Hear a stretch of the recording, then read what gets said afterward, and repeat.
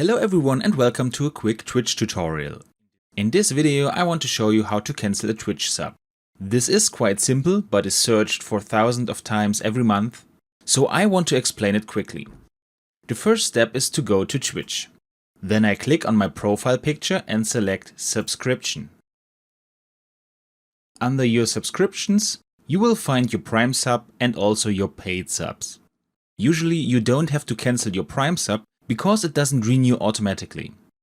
So we search for the sub we want to cancel, then we click on the small cogwheel and we select Do Not Renew Subscription. On this page we specify a reason, maybe I only wanted to subscribe for 1 month, and we confirm this by clicking Don't Renew Subscription. And then we are done. As I said, very simple, but you need to know where to find this feature. I hope you enjoyed the tutorial and I'll see you again in the next video. Until then, your tutorial guy. Bye.